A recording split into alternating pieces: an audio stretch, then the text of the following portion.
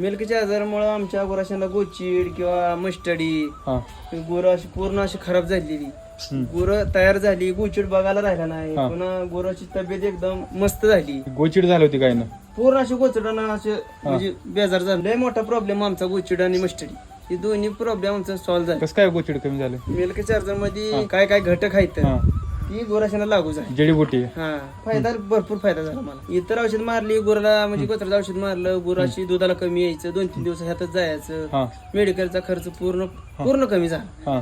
Doctor घराकडे यायचं बंद झालं. डॉक्टर आता काय झाला, गाई भरालाच, डॉक्टरकडे येणे भानगडच नाही इकडे. पूर्ण डॉक्टर ताप नाही, पुन्हा मस्टडी नाही, पुन्हा गुर त्यांना लिव्हर टॉनिक नाही, पुन्हा टॉनिक पूर्ण बाकीची टॉनिक बंद झाली. हेच माझं मेन टॉनिक चालू झालं, म्हणजे मिल्क चार्जर टॉनिक. हे माझं टॉनिक आहे कायमस्वरूपी, हेच वापरणार. मिल्क चार्जर एक फायदे आहे, सगळ्या याला एकच फक्त ही मिल्क चार्जर. मिल्क. तुम्हाला एक समस्या होती गायची, पातळ शेण टाकत होती गाय, पूर्ण घट्ट जाता घोडा कसा लेणे टाकतं त्या टाइप मध्ये आमची गुरु आता शिकारी. पहिले पातळ शेण टाकत होती. तुम्ही मला फोन केला होता, काय प्रयोग करायचा सांगितलं तुम्हाला मी? प्रयोग करा आधी आम्ही 50 ग्रॅम 2 टाइम चालू, पण 100 ग्रॅम केलं. 100 ग्रॅम नाही काय रिझल्ट भेटा. परत तुम्हाला कॉल केला, तुम्ही सांगितलं आम्हाला 200 ग्रॅम चालू केला, पुन्हा 200 ग्रॅम चालू केला. तर त्यात माझं एक 4 दिवस गेलं. 4 दिवस मी 200 ग्रॅमने दिलं.